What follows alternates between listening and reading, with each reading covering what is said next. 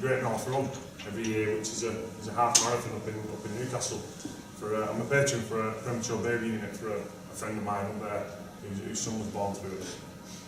And every year I do the Great North Run. In 2010, my wife did it with me.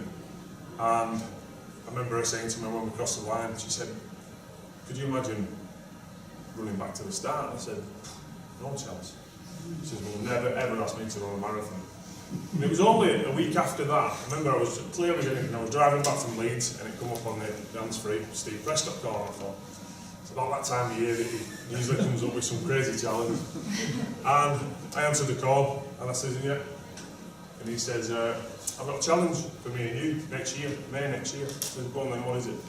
He said, "It's the Paris to London Marathon Challenge." I said, "I'm sure he mentioned marathon there." So I said, "Go on then, what is it?" So he said, "Right, we're gonna run the Paris Marathon. The day after we're going to cycle from Paris to Calais. The day after that we're going to row the Channel. The day after that we're going to cycle from Dover to London. The day after that we're going to run the London Marathon." I said, "I'm in." Steve Prescott asked you, how can you say no? Here's a guy who, of every challenge that he's set, over the last 7 years, he's done every mile of it himself. Here's a guy with terminal stomach cancer. Who am I to say no? So anyway, we did the run, we did the cycle. Unfortunately for us, we weren't as famous as John Bishop, so we couldn't cross France to England. That was actually the first crossing that's ever been done that way.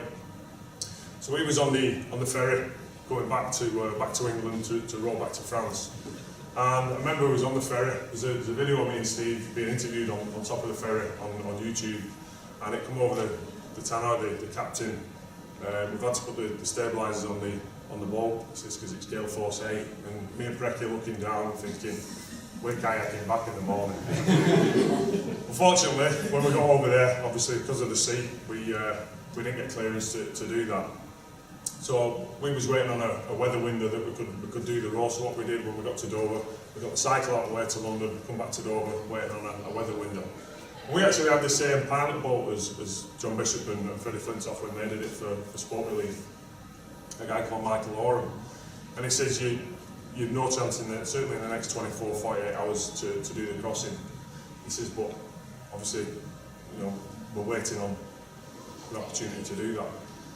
Anyway, on the Friday night, he said to us, we've got a weather window at 5 o'clock Saturday morning.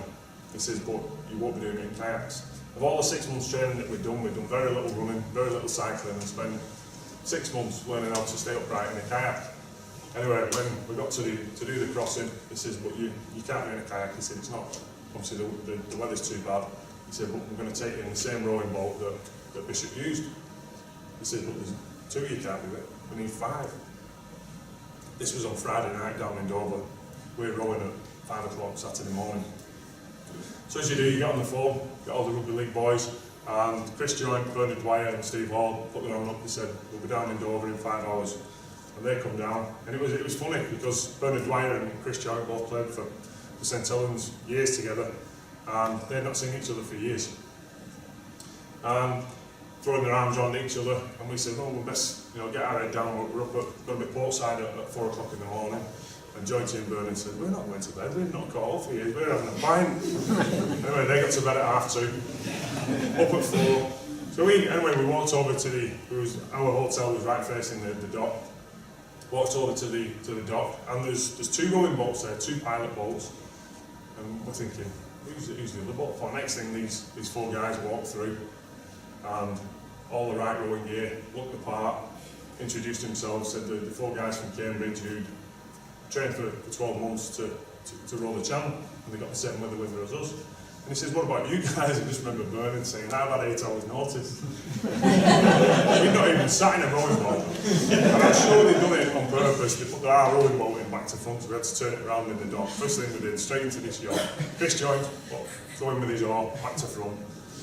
But we got across. They did it in 6.5 hours, we did it in 7.5. So, the moral of the story is, if you want something bad enough, go and get it. Because there's no way we should have crossed the English Channel. Certainly, 3 of the guys with 8 hours notice, no practice between us. But, if you want something, go and get it. Thanks very much for listening anyway. I'm going to pass you back to Steve.